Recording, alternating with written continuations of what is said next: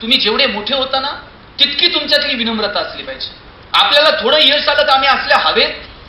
ते अमिताभ बच्चन कम्प्युटरला पण कम्प्युटर जी म्हणताय, निर्जीव वस्तूला जी म्हणताय. आम्हाला आई वडिलांशी नीट बोलता येत नाही, शिक्षकांशी नीट बोलता येत नाही. ही विनम्रता आम्ही शिकली पाहिजे. तुम्ही जसं आता निवेदन करत होतात ना, तसं अमिताभ निवेदक पदाच्या नोकरीसाठी आकाशवाणीला गेले होते आणि नोकरी चांगली नाही म्हणून अमिताभची नोकरी नाकारली. आवाज चांगला नाही म्हणून अमिताभची नोकरी नाकारली आणि आज त्याच आवाजाच्या जोरावर बच्चन बॉलिवूडचा शहनशाह. कोरोनाच्या काळात कुणीच कुणाशी बोलत नव्हतं. फोन केल्यावर पहिल्यांदा कुणाचा आवाज ऐकायला यायचा. याच्यापेक्षा काय करिअर असते. आवाज चांगला नाही म्हणून ज्याची नोकरी नाकारली 2 वर्ष कंपल्सरी त्याचा आवाज ऐकावा लागत होता. आणि आजही तुम्ही टीव्ही लावा, 10 मिनिटाला बच्चन टीव्हीवर आहे की नाही. कोण बनेगा करोडपती मधून पैसे कमवायला लावते. मिळवलेल्या पैशातून कल्याण ज्वेलर्स मध्ये जाऊन सोनं खरेदी करायला सांगतात. खरेदी केलेलं सोनं मुथूट फायनान्स मध्ये टाकून कर्जही तेच काढायला लावतात. आणि कर्जाचे हप्ते फेडता नाही आले तर नवरत्न तेल पण त्याच्याकडे. थंडा थंडा कुठं नाही बच्चन मला सांगा. एवढ्या वर्षांपूर्वी त्याचा जो सिलसिला सुरू झाला तो आज तागायत कायम. मला वाटतं आपण या लोकांकडे बघितलं पाहिजे. सचिन 10वी-12वीला नापास झालेला विद्यार्थी पण क्रिकेटच्या क्षेत्रात जगाचा बाप झाला. आणि मगाशी लांजेवर साहेब म्हटले कॉन्फिडन्स पाहिजे, आत्मविश्वास पाहिजे. आत्मविश्वास ही तुमच्या यशाची सुरुवात आहे. आमच्या डोक्यात आहे मला हे जमल का, मग आता कसं व्हायचं. परवा एक जण म्हटले मला खरं तर इंजिनियर व्हायचं होतं. म्हटलं मग का झालं नाही. म्हटलं मी भावाची पुस्तकं बघूनच ठरवलं आपल्याच्यानं होणारच नाही. कॉन्फिडन्स नाही. आवाज थोडा कमी, टायमिंग होतो. आत्मविश्वास ही यशाची पायरी आहे. म्हणून तो आत्मविश्वास आमच्यामध्ये असला पाहिजे. मला एक सांगा, जंगलाचा राजा कोण आहे. सिंह. आणि जंगलामध्ये सगळ्यात ताकदवर प्राणी कोण आहे. अशी लात मारली तर झाड पाडून टाकल. आणि जंगलामध्ये सगळ्यात उंच प्राणी कोण आहे. आणि जंगलामध्ये सगळ्यात धावतो कोण फास्ट. आणि जंगलामध्ये सगळ्यात चतुर कोण आहे. आणि जंगलामध्ये पाऊस आल्यावर नाचतं कोण छान. आणि जंगलामध्ये गातं कोण भारी. कोकिळेसारखं सिंहाला गाता येतंय का. मोरासारखं नाचता येतंय का. जिराफ इतकं उंच आहे का. हत्ती इतकी ताकद आहे का. कोल्हा इतकं चतुर आहे का. आणि त्याला जंगलाचा राजा कुणी केलं. त्यानंच जाहीर केलंय की मी जंगलाचा राजा आहे. ते सकाळी उठलं ना, त्यानं अशी नुसती मान हलून नुसती डरकाळी फोडली ना तरी जंगल जागव दे. जागा झाल्यावर का म्हणते. जंगलातला कोणताही प्राणी समोर येऊ दे, सिंह असा डोळ्यात डोळे घालून बघतोय बाजूला हो नाहीतर शिकार करून टाकला. हा जो आत्मविश्वास आहे ना सिंहामध्ये, चालण्यात सुद्धा काय रुबाब आहे हो सिंहाच्या. म्हणून सिंह जंगलाचा राजा. आपल्यामध्ये तो आत्मविश्वास असला पाहिजे. यस आम्ही हे करू. आणि हा आत्मविश्वास कशात नाही येतो. तो अभ्यासात येतो, तो प्रयत्नातून येतो. आणि म्हणून आत्मविश्वास ठेवा, अभ्यास करा, प्रयत्न करा. मला नेमकं काय करायचंय ते ठरवा. उद्योग व्यवसाय व्यापाराच्या दृष्टीनं काहीतरी स्वप्न डोळ्यासमोर ठेवा. जग कुठे चाललंय. कुठं होतं दुबई, आज कुठे. 84-85 पर्यंत दुबईमध्ये फक्त तेलाचे पैसे होते. आज जगातला सगळ्यात बिझिएस्ट एअरपोर्ट दुबई, जगातला सगळ्यात प्रॉफिएस्ट मॉल दुबई.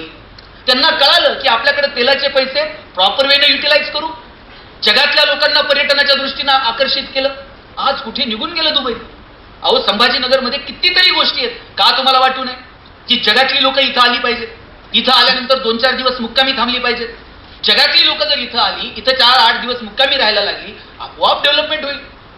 पण पर्यटनाच्या दृष्टीनं आम्ही काहीतरी वेगळं केलं पाहिजे. उद्योग व्यवसायाच्या दृष्टीनं मोठी स्वप्न बघितली पाहिजेत. नवीन तंत्रज्ञान आम्ही आत्मसात केलं पाहिजे. हे आम्ही कधी स्वीकारणार आहोत. परवा मी जेजुरीला गेलो होतो. 2-4 पोरं जेजुरी गडाचे फोटो काढत होते. म्हटलं काय करता रे फोटो काढून. म्हटलं किती दिवस बॅनर लावायचे. चलो दुबई, चलो सिंगापूर. म्हटलं मग. म्हटलं आम्ही दुबईत बॅनर लावणार आहे, चलो जेजुरी. दुबईतली लोक जेजुरीत आणतो का नाही बघा म्हटलं. आणि म्हणला काय करणार. म्हणला ती लोक एकदा जेजुरीत आली का खालून वर गडावर त्यांना पायपाय घेऊन जाणार. आणि म्हणला मग. म्हणला एकदा का ते घामाघूम झाले मग त्यांना लेक्चर देणार किती कॅलरीज बंद झाल्या. आणि रात्री म्हणला 2-2 हजार रुपये तिकीट काढून त्यांना जागरण गोंधळ ऐकायला होतो का नाही बघा. मला हेवा वाटतं की ही पोरं किमान हा विचार तर करताय. एलॉन मस्कचं भाषण ऐकलं. तो सांगत होता 2050 पर्यंत आम्ही आमच्या देशामध्ये विमानाचे प्रवास बंद करू आणि रॉकेटनं प्रवास करू. ते लॉन्च करता येतं तो आम्ही लँड करू परत. तो सांगत होता रस्त्यावर असे रस्ते तयार करू, रस्त्यातून गाड्या धावतील, आपोआप बॅटरी चार्ज होईल. तो सांगत होता अशी घरं तयार करू, त्या घरांच्या भिंतीत सोलर पॅनलचे असतील, ते घर स्वतःची एनर्जी स्वतः क्रिएट करेल. काय विचार करतायत ही लोक की आमचं घरच स्वतःची एनर्जी स्वतः क्रिएट करेल.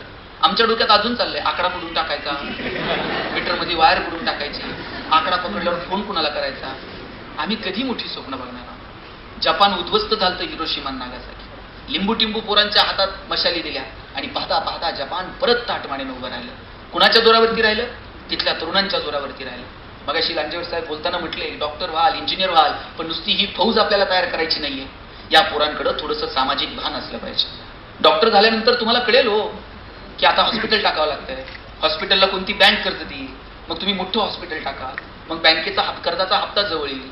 मग तुम्हाला कुणी मोटिवेट करायची गरज नाही हप्ता कसा फेडायचा. आपल्याला कळतंयच की गरज नसताना पेशंट ऍडमिट करावं लागतंय, गरज नसताना सलाईन लावावं लागतंय, नॉर्मल डिलिव्हरी असेल तर सिझरिंग करायला लावावं लागतंय.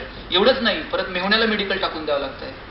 ते अलिखित नियम आहे साहेब, हल्ली मेहुण्यालाच द्यावं लागतंय मेडिकल, नाहीतर त्याला ते हॉस्पिटलच चालवता येत नाही. ही काय कुणी सांगायची गरज आहे का? मी म्हणत नाही हो तुम्ही पैसे कमवू नका, पैसे कमवा, पण थोडं सामाजिक भान ठेवा. चांगला मार्ग, चांगला विचार, माझा देश, माझा समाज, मी कोणत्या कम्युनिटीतनं आलो, मी कोणत्या गावातनं आलो, जिल्ह्यातनं आलो, ग्रामीण भागातनं आलो, त्या लोकांची सुखदुःख ही कधीतरी आमच्या मनाशी असायला नकोत का?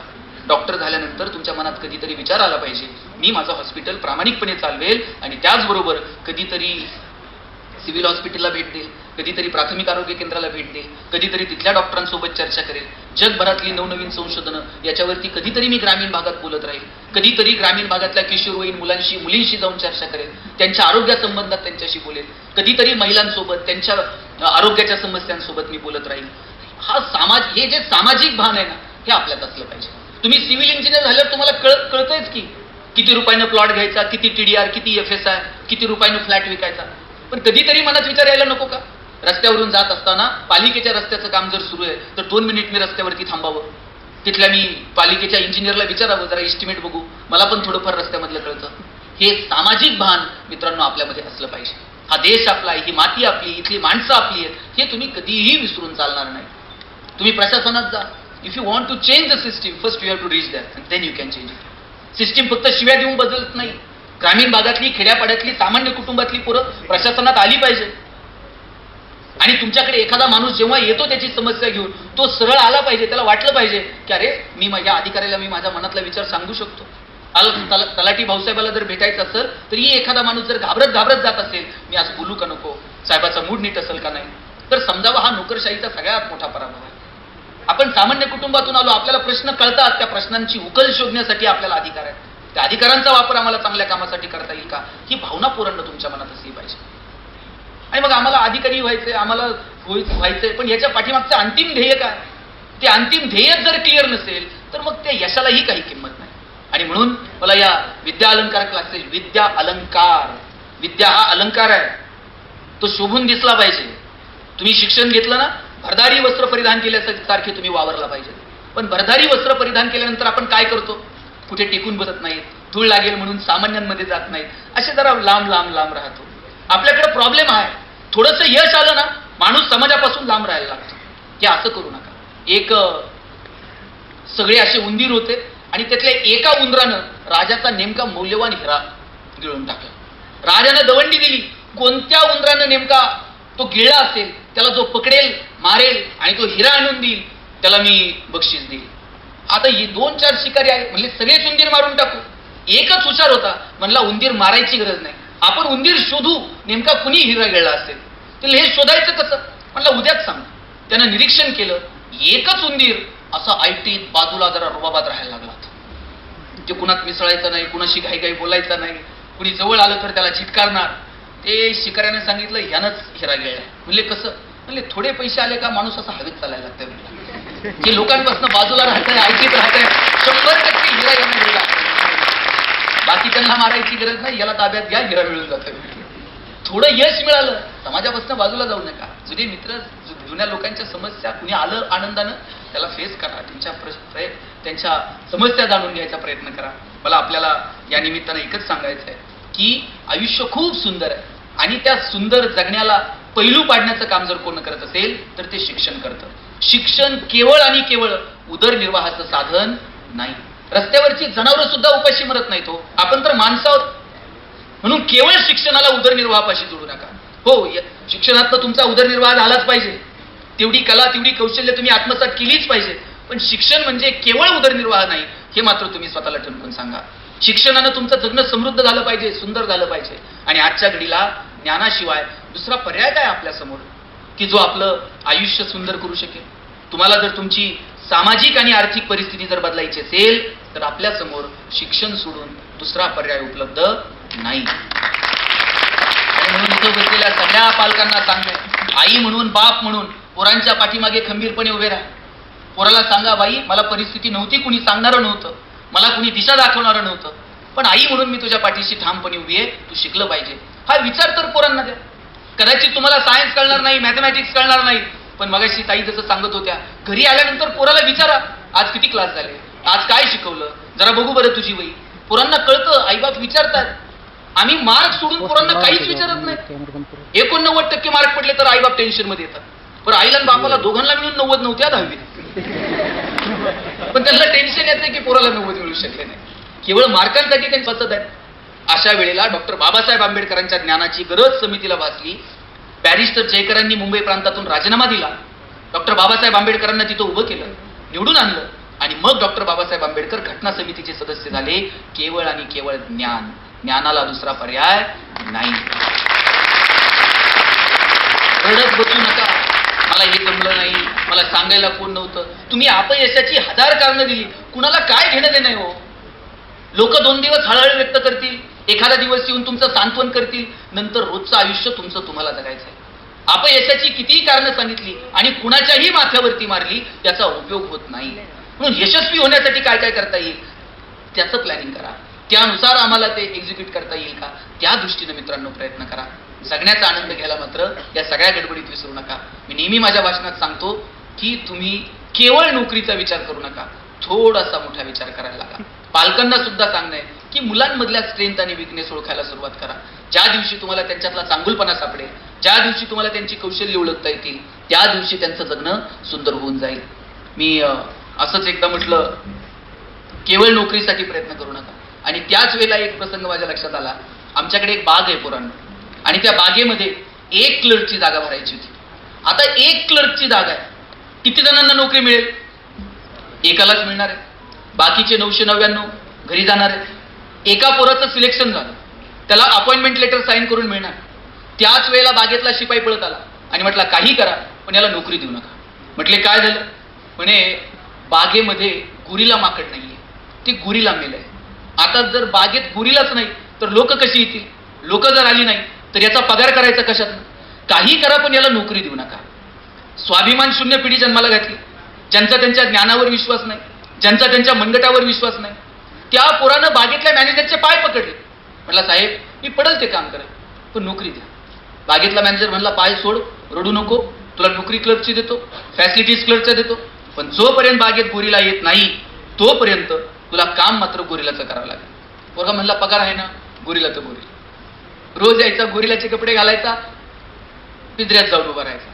आमच्या ज्ञानाची बांधिलकी फक्त नोकरीसाठी पगारासाठीच आहे, हे आम्ही त्यांच्या मनावरती बिंबून ठेवलं.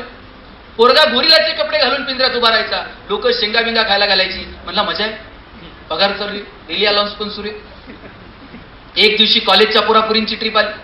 त्यांच्याकडे बघून हे जोरजोरात उड्या मारायला लागले आणि उड्या मारता मारता चुकून वाघाच्या पिंजऱ्यात जाऊन पडले. वाघाच्या पिंजऱ्यात पडल्यावर म्हणला, नोकरी गेली तरी चालते, जीव वाचला पाहिजे. जीव वाचावं म्हणून जोरजोरात ओरडायला लागला. याच्या आवाजानं झोपलेला वाघ जागा झाला, चवताळून याच्या अंगावर धावून आला आणि हातावर हात ठेवून म्हणला, ओरडू नको नाही तर दोघांची नोकरी नाही.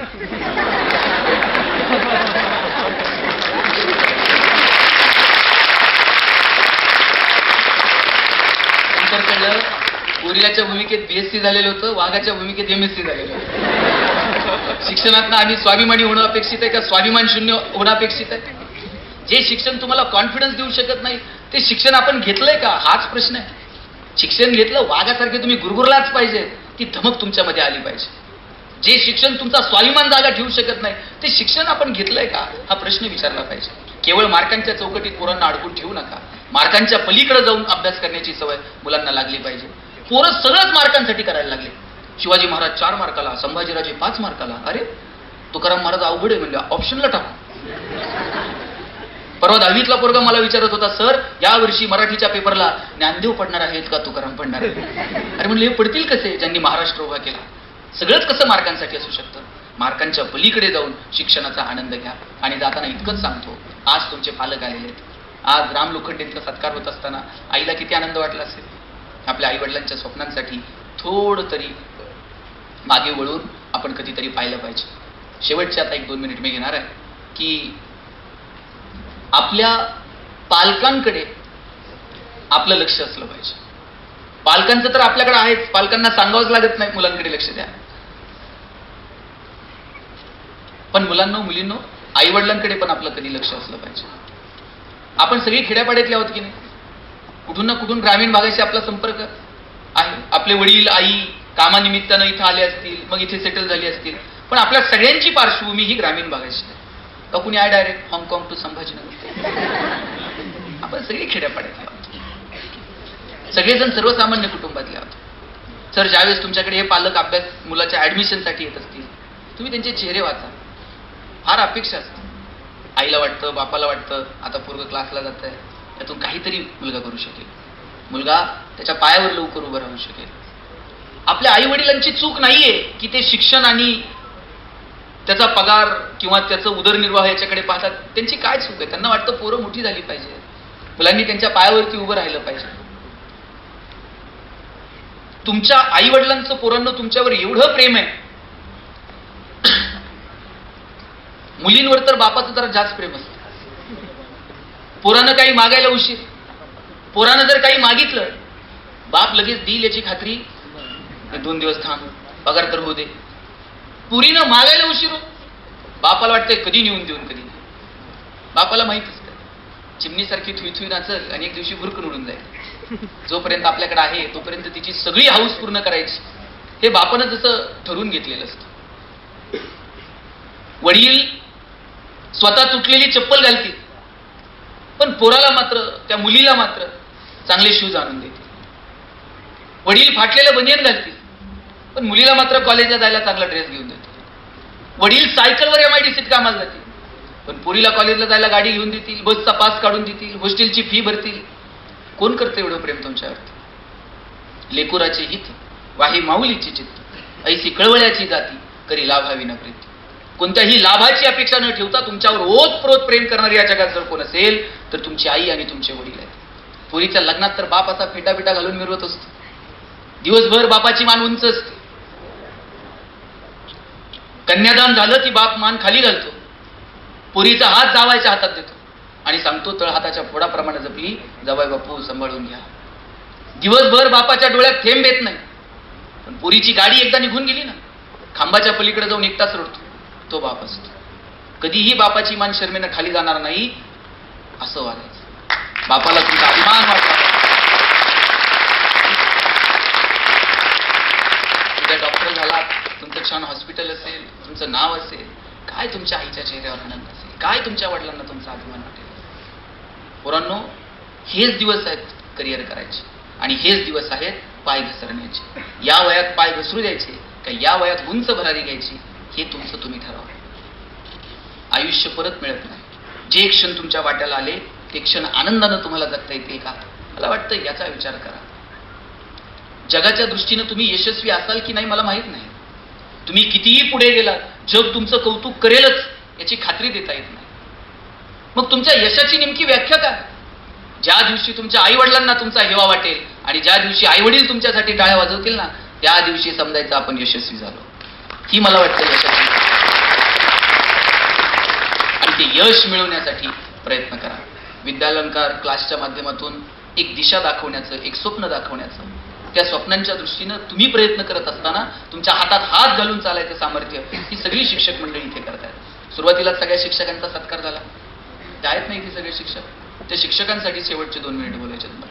या मुलांच्या करिअरची धुरा त्यांच्या पालकांनी तुमच्या हातात दिली.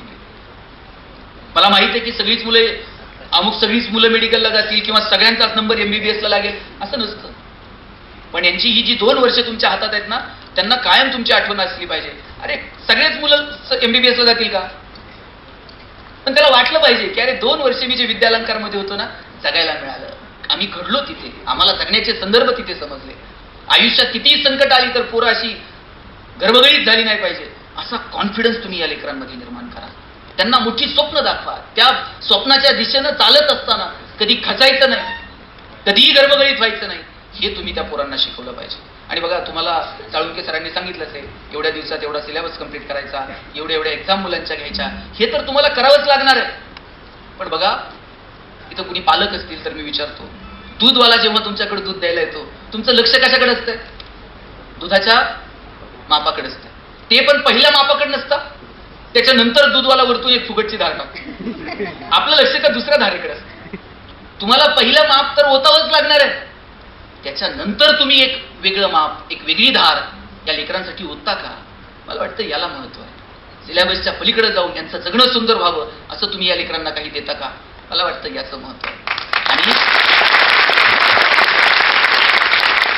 माझं सगळ्या शिक्षकांना सांगणं आहे, तुम्ही खूप पवित्र क्षेत्रामध्ये काम करत आहात. शिक्षक हा कायम तरुण राहतो.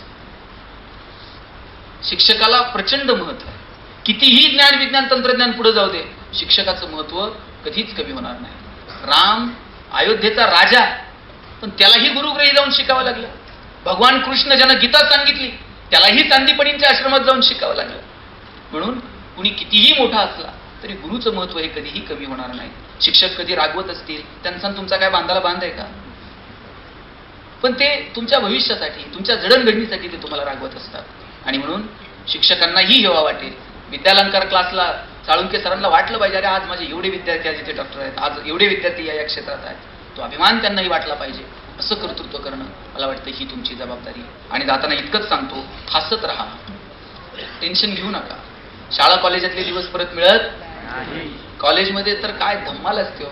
ते 10वीत असताना उगाच पिक्चर बघितलेले असते. अजय देवगण कॉलेजला जाताना एक पाय त्या गाडीवर, एक पाय ह्या गाडीवर. इकडे 11वीला आल्यावर कळते असलं काहीच नसतंय कॉलेजमध्ये. एरवी हिरवं दिसणारे अचानक गुलाबी दिसायला लागतं. कॉलेजचे दिवस परत येत नाही, ते एन्जॉय करा, पण तुमची स्वप्न मात्र विसरू नका. आणि या मुलामुलींचं जर तुम्हाला करिअर, या मुलामुलींचं जगणं जर तुम्हाला शोधायचं असेल ना, ते ट्युटोरियल, गृहपाठ त्यांच्या वयांमध्ये नाही सापडत. यांचं जगणं जर बघायचं असेल ना, यांच्या वर्गपाठाच्या वयात ना, त्याची मागची पानं बघायची 2-4. रांगोळीचं डिझाईन काढलेलं असतंय, मेहंदीचं डिझाईन काढलेलं असतंय. पोरांनी तर किती नावं खुडून पुन्हा लिहिलेली असतात. निम्म्या जणांना तर 2 वर्ष कळत नाही कोणतं ठेवा आणि कोणतं खुडा. एका बेंचवर किती जण बसतात? 4. काय कुठून आलाय तू? 3 जण, 2 जण. कर्कटकनं रेष मारून अशी जागा बिगा कधी वाटून घेतली का नाही? तुझा हात इकडं का आला, तुझं दप्तर इकडं का आलं? शेवटच्या दिवशी आमच्या बाईंनी उभं केलं आणि सांगितलं, गणेश बेंच इथंच राहणार आहे, तुला फक्त वर्ग सोडून जायचं. आयुष्यभर मनावर कोरलं गेलं, सगळं इथंच राहतं, फक्त आपल्याला निघून जावं लागतं. माईक खूप चांगला आहे, घरी घेऊन जाता येईल? हा म्हणत नाही, नाही म्हणत नाही, अशी मान हलवलं मी काय करतो? आतापर्यंत त्या माईकवर किती जण बोलले असतील? हजारो लोक बोलले आणि गेले. उद्या दुसरं कुणीतरी बोलेल. आपण मालक आहोत का? आपण विश्वस्त आहोत. सांभाळायचं, पुढच्या पिढ्यांच्या हवाले करायचं आणि तिकीट काढून द्यायचं. जगाला हेवा वाटेल की नाही माहित नाही, आपल्याला हेवा वाटला पाहिजे. तुकोबा जायला निघाले आणि कुणी एकानं विचारलं, तुकोबा काय मिळवलं तुम्ही तुमच्या आयुष्यात? ग्रंथ लिहिले ना, अभंग लिहिले. तुकाराम महाराज म्हटले, कौतुक वाटे झाली या वेचाची. जगाला काय वाटतंय मला माहित नाही, पण मी जे जगलो माझं मला मात्र कौतुक वाटतंय. ते कौतुक तुम्हाला कायम वाटलं पाहिजे. म्हणून कॉलेज लाईफचा सुद्धा आनंद घ्या. पुस्तकं उघडत चला, वाचत चला. आमच्याकडं ते एका जणानं ते काय कुठला व्हॅलेंटाईन डे का काय होता, आणि त्या दिवशी एका वर्गातल्या मुलीला विचारलं, त्याला ते धाडच नाही, त्यानं ते चिठ्ठी लिहून दिली त्या पुस्तकात आणि लिहिलं, मला तू खूप आवडते, तुलाही जर मी आवडत असेल तर उद्या येताना पिंक कलरचा ड्रेस घालून ये.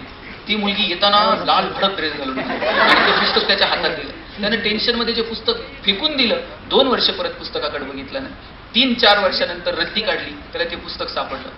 पुस्तकात चिठ्ठी होती, तुझं पत्र मला मिळालं, मी तुला जशी आवडते तसा तू सुद्धा मला आवडतो, पण माझ्याकडे पिंक कलरचा ड्रेस नसल्या कारणाने यासाठी तरी पुस्तक उसकत चला. यातला विनोदाचा भाग सोडा, पण आयुष्यातला कॉलेज लाईफ मधला आनंद घ्यायला विसरू नका. मस्त आयुष्य जगा, आनंद घ्या, पण त्यात सात्विकता विसरणार नाही याची मात्र काळजी घ्यायची. पोरांनो, तुमच्यासाठी शेवटचं 1 मिनिट. तुमच्या कॉलेजच्या मुली, क्लासमधल्या मुली चौकात जर उभ्या असल्या, तुम्ही जर तिथे उभे असले, तुम्हाला पाहिल्यानंतर तुमच्या क्लासमधल्या मुलींना सुरक्षित वाटलं पाहिजे. बसच्या